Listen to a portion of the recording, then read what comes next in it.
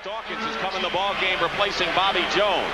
That's not a good sign for Philadelphia. Jones has had a good game on Sunday. Dawkins had his best game of the series with 20 points.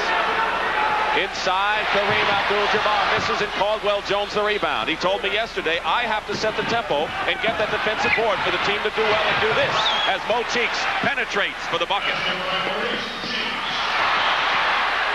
And they're going to call a foul on the 76ers, a loose ball foul on Andrew Toney.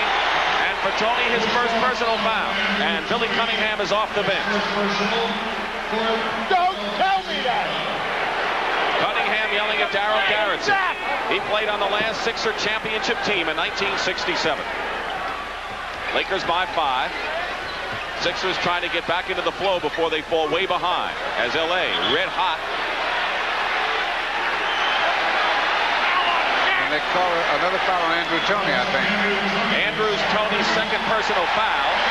He has not had much foul trouble in this series, but in previous series he's had, and that could cripple the Sixers if he's not effective, because they need him for his offense. He scored 31 points on Sunday, and in the playoffs has gone over the 30 mark 6 times.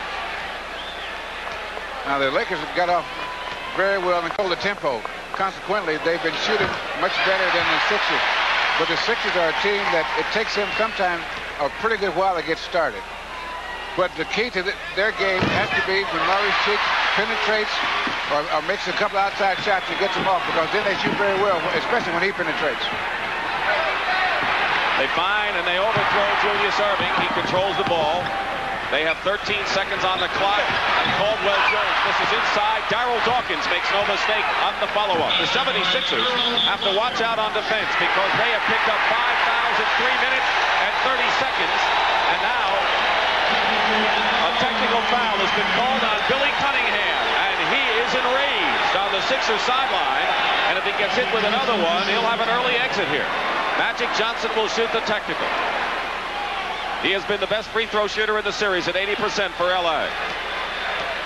Lakers scored the first 9 points. Sixers have come back somewhat. It's 12-6 LA. Nearly 4 minutes gone by in the first period. That's the first technical foul that's been made, I think, in this series. A lot have been called, mostly by illegal defenses, which means the second transgression called by the official. Cheeks is on Magic, gets it into Rambis. The Lakers are treating the Sixers as they did in games 3 and 4 when it was no contest. Caldwell-Jones up top, inside, against Rambis. Darryl Dawkins draws the foul. So Rambis fouls Dawkins, who will shoot. Now if Darryl Dawkins has a good game. Wilkes to Rambis on a knee pass. That's Johnson to Rambis, we should say. And take that, large person. So Dawkins is on the line. That's team foul number 2 on the Lakers. Sixers are already over the limit. If Darryl Dawkins has a good game and doesn't get any early foul trouble, the Sixers are a very different team, and they're a much better team and much more effective, because he does things for them. He closes the middle down, and it gives them another outside shooter. Steal by Julius Erving. He's got Cheeks and Mo going to the hoop, and that's what Philadelphia has to do. They're no good in a half-court game the way their style is, but Norm Nixon comes right back and hits, and that's what LA does so well. They'll score off of your basket. A 6-point LA lead, 7 minutes and 10 seconds remaining first period. Lakers clogging the middle and double-teaming Andrew Toney, an explosive scorer. Maurice Cheeks working against Nixon and fires up a long-range shot. Kareem the rebound, had great position. Here's Magic, who already has 5 points, 3 rebounds, 3 assists, and a blocked shot. Plenty of time on the 24-second shot clock.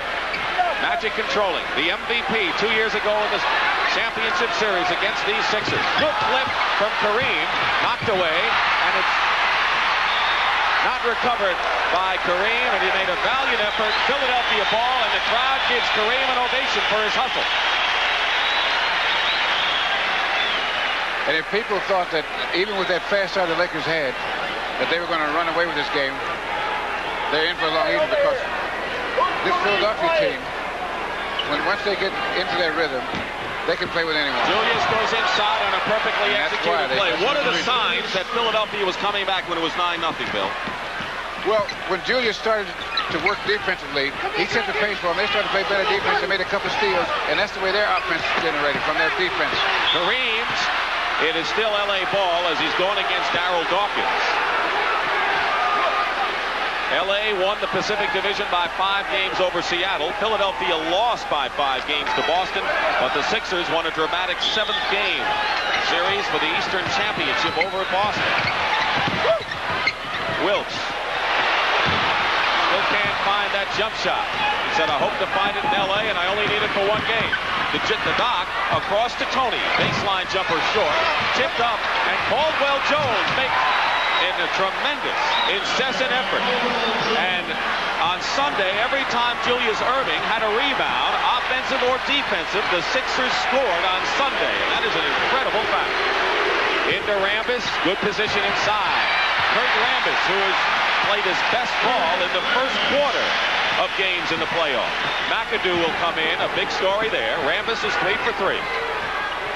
4-point Laker lead, 5:25 to go, first period. And the foul is called against Jamaal Wilkes. That will be the 3rd team foul on the Lakers. And Bob McAdoo is coming to the ball game for Los Angeles. McAdoo had 23 points and has been a savior since being acquired Christmas Eve from the Nets. And he gives him another good outside shooting threat, so they can open up so that Kareem can get that sky a little better. Dawkins and Magic, the leading rebounder on both teams in this series, got the rebound on Dawkins' miss. Good stop-and-go move by Nixon, and an offensive foul on the elbow called against the Lakers. After Nixon made a fine move, and Caldwell Jones was there, and the personal foul is on Nixon. Now here's Nixon penetrating. He gets in there, and now there's a foul right there when he put that left hand out. First personal on Norm Nixon. Does not count as a team foul. Philadelphia trailing by 4 points. L.A. trapping. Michael Cooper has come in the game, known for his defense, but he can score as well. Maurice Cheek misses. Magic Johnson, another rebound. Gets it out to Nixon. He's the man that makes it go. And Cooper. No one picked up Cooper, and the Sixers have to get back on defense against this dazzling fast break of the Lakers.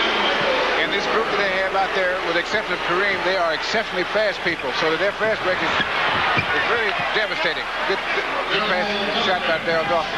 Dawkins has 6 points. He is the high scorer for Philadelphia. Rambis, who's on the bench, was 3 for 3 for 6 points for the Lakers. And the one thing the Sixers don't want to see is Kareem Abdul-Jabbar and Bob McAdoo in the lineup at the same time.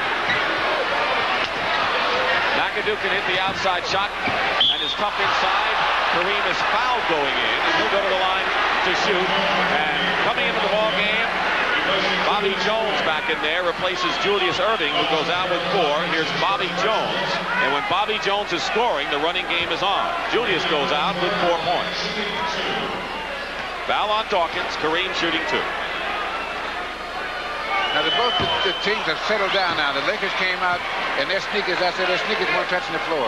Now they're down into the game where we got to face up, guys, and let's play ball. Possible to come out, as the Sixers think they've had in the past, too emotional at the top. Yes, you can very easily. And there's an air ball. You get down, and it's so hard to get it back up. And that's why a lot of coaches try to get their guys not to come out so emotional, so they can come out and play in an even game.